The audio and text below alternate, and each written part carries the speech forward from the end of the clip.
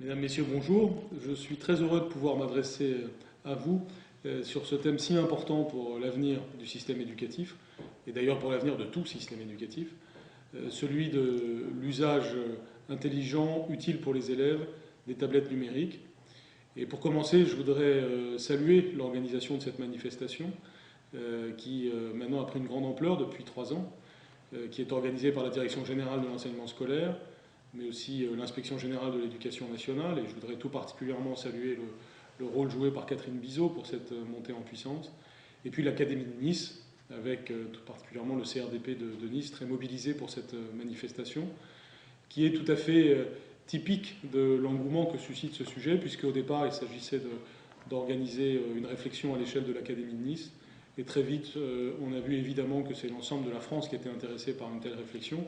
Et je pense d'ailleurs demain que cet événement pourrait avoir une dimension même internationale, puisqu'il est important que nous soyons à la pointe de la réflexion sur les avantages, les vertus, les potentialités de l'usage des tablettes numériques, pour l'écriture en particulier, mais aussi pour s'interroger sur les limites, sur les risques, de façon à évidemment les éviter et à tirer le meilleur des évolutions technologiques.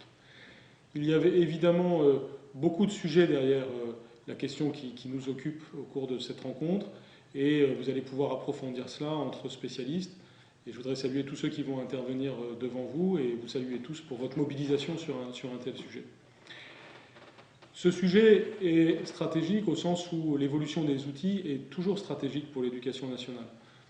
Traditionnellement, l'élève et son professeur fonctionnent avec des outils que l'on a l'habitude de signaler comme presque synonymes de l'école. Je pense au tableau noir et je pense aux manuels scolaires, qui sont d'une certaine façon deux piliers de la relation professeur-élève depuis au moins un siècle et demi en France. Cette réalité est évidemment bouleversée par l'évolution technologique. C'est le cas particulièrement avec le tableau interactif, qui ne remet pas en cause le tableau noir ou le tableau blanc, mais qui vient le compléter, qui vient faire passer une nouvelle étape. De la même façon, le manuel, le cahier aussi, sont évidemment remis en question, au sens fort du mot remis en question, par la tablette numérique. Et la tablette vient prolonger l'outil, elle ne vient pas le remplacer, elle vient le prolonger. Derrière cette réflexion sur les outils, il y a une réflexion sur le geste éducatif, comme on parle d'un geste professionnel, et sur évidemment les réflexes que l'on a aussi, autant du point de vue du professeur que du point de vue de l'élève.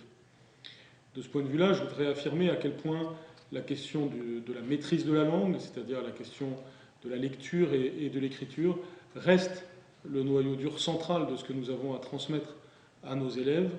Et de ce point de vue-là, la tablette numérique ne doit certainement pas être une remise en question de cet objectif fondamental, mais doit être au contraire au service de cet objectif fondamental. On sait très bien que c'est possible, et même que ça peut nous permettre d'aller plus loin, mais on sait aussi que cela comporte des dangers. Tout récemment, des études, par exemple provenant des États-Unis, nous montrent